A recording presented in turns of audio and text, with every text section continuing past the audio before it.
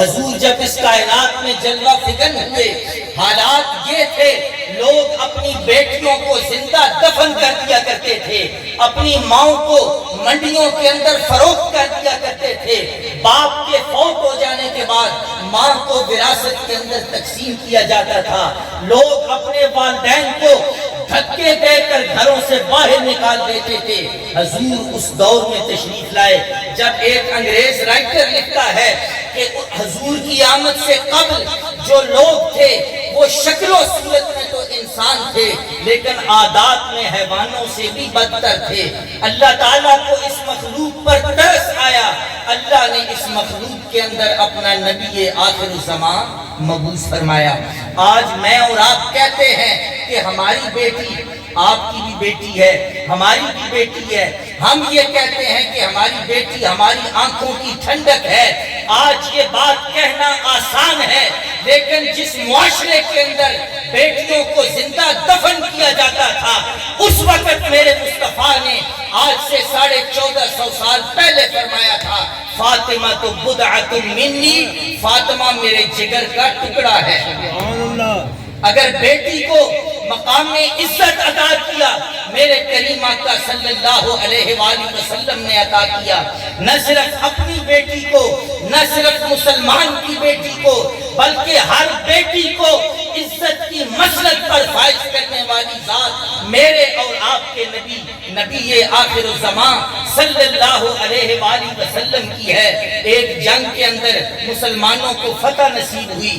اب یہ واقعہ میں بالخصوص نوجوانوں کو کوٹ کروں گا، اس واقعے سے دیکھیے کہ حضور نے اس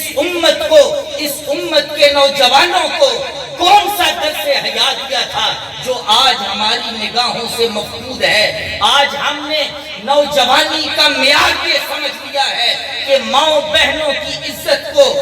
پسے پشت ڈالا جائے، بری نگاہ سے دیکھا جائے، یہ ہماری نوجوانی ہے۔ لیکن خدا را ذرا ان چیزوں کو دیکھے، سرکار دو عالم علیہ السلام مسجد نبی سے باہر نکلے، وہاں پر بے شمار قیدی موجود تھے، ان میں ایک نوجوان خاتون قیدی بھی موجود تھی جو حاتم طائی کی بیٹی تھی، اس وقت تک اسلام قبول نہیں کیا تھا، اس کے سر پہ دوپٹہ موجود نہیں ہے۔ آج ہم لوگ اپنی مسلمان ماں بہنوں کی عزت کو سلامت نہیں رکھتے۔ قربان جائیں اس نبی آخر الزمان پر جس کے وجود سے، جس کے دامن رحمت سے نہ صرف مسلمانوں کی بلکہ کافروں کی بھی عزتیں سلامت اور محفوظ تھی۔ سرکار نے اس لڑکی کے سر پر دوپٹہ نہیں دیکھا، اپنی کالی کملی اتاری اور کہا کہ اے صحابہ یہ کالی کملی لے جاؤ اور اس نوجوان لڑکی کے سر پر اڑا دو۔ صحابہ سراپا سوال بن گئے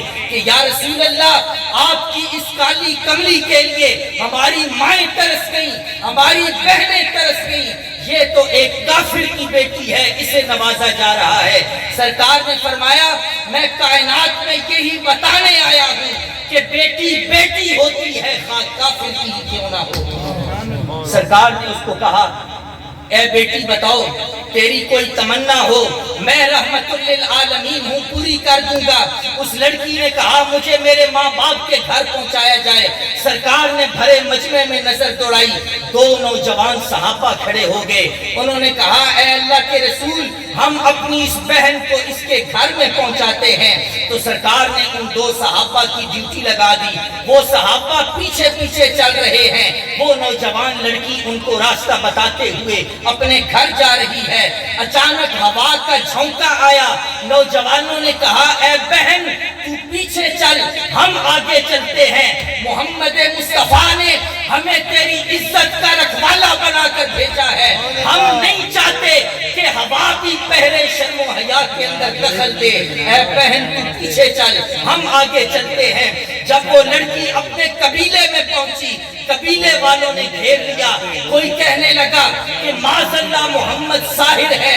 مجنون ہے، کیف وجدت محمدن، اے لڑکی تو بتا تو نے محمد کو کیسا پایا؟ تو اس لڑکی نے کہا اے قبیلے والوں، اگر نجات چاہتے ہو دامن مصطفیٰ سے وابستہ ہو جاؤ، اللہ تمہیں نجات عطا فرمائے گا۔ انہوں نے کہا لگتا ہے اس لڑکی پر بھی اس کا جادو اثر کر گیا ہے، لڑکی نے کہا ہاشا وکلا، مجھ پر جادو نے اثر نہیں کیا، بلکہ میری عزت میری ماں کے ذہن میں اتنی محفوظ نہیں جتنی محمد کے جوانوں میں محفوظ